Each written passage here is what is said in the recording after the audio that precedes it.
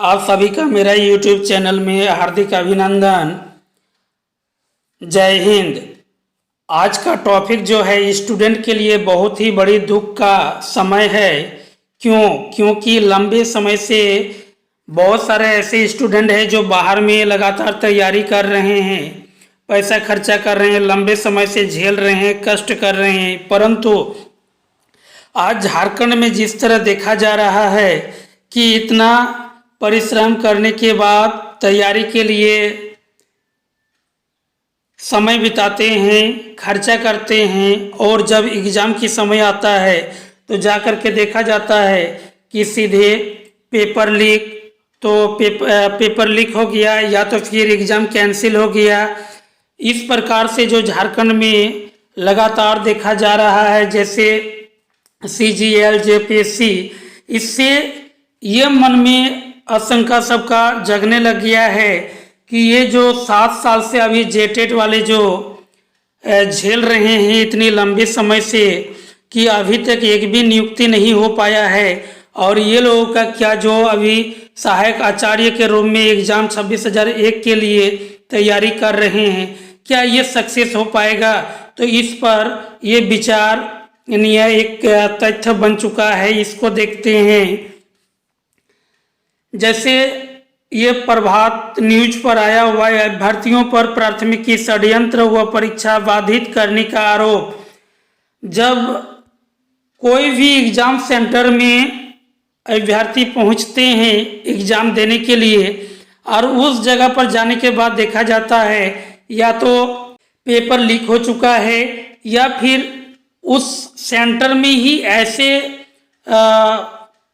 व्यवस्था है जिसके माध्यम से देखा जा रहा है कि विद्यार्थी बाहर इधर उधर बैठ करके एग्जाम दे रहे हैं। तो इससे देख करके अनुमान लगाया जा सकता है कि आप पढ़ाई का नौकरी के लिए जो तैयारी कर रहे हैं उस पर क्या गुजर रहा होगा।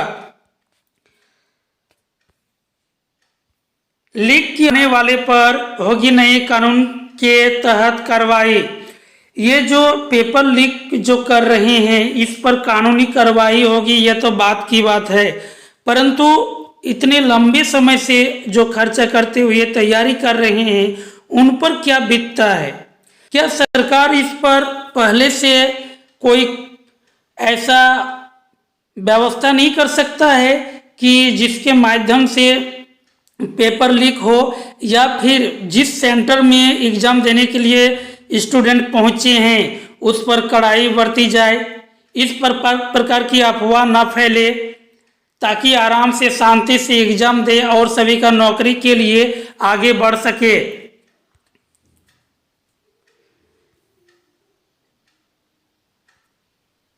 JPSC ने PT का पेपर लीक होने से किया इनकार। देखिए, इस प्रकार जो न्यूज में चारों ओर छाया हुआ है, वीडियो भी देख रहे हैं जो चारों ओर किस प्रकार का वीडियो वायरल हुआ, परंतु तो फिर भी इसको एक्सेप्ट ना करना, इस पर जांच की एक जरिया होना चाहिए ताकि एक्चुअल बात क्या है। झारखंड में जो बार बार एग्जाम के लिए कंडक्ट कराया जाता है और वो एग्जाम सेंटर पहुंचने के बाद देखा जाता है कि सभी खर्चा उर्चा करके गए एग्जाम देने के लिए, एग्जाम सेंटर तक पहुंचे, इसके बाद देखा गया कि ये एग्जाम कैंसिल हो गया या तो फिर पेपर लीक हो गया या फिर एग्जाम का कोई जो तौर तरीका है उस आधार पर एग्जाम ही नहीं हो रहा है। तो एक सबसे बड़ा दुख का विषय बन चुका है कि झारखंड में जो अभी 6-7 साल से 2016 के बाद लगातार जो इतनी लंबी समय से तैयारी कर रहे हैं या जो इस पर लगे हुए हैं, वैसे स्टूडेंट का क्या ये मनोबल टूटने वाला है कि अगला जो अभी वैकेंसी ये 26,001 जो है, इस पर सहायक आचार्य के लिए जो एग्जाम होगा इस पर क्या होगा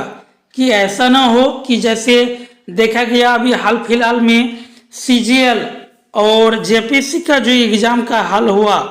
तो क्या इसको देख करके ये नहीं लगता है कि सहायक आचार्य के लिए जो एग्ज़ाम का प्रिपरेशन कर रहे हैं, तैयारी कर रहे हैं, वे एग्ज़ाम सेंटर तक तो सही सलामत पहुंच गए और बाद में देखा गया कि ये भी एग्ज़ाम फिर और पेपर लीक हो चुका है। या तो फिर ये जिस प्रकार से वीडियो वायरल हुआ कि बाहर में स्टूडेंट बैठ करके लिख रहे हैं,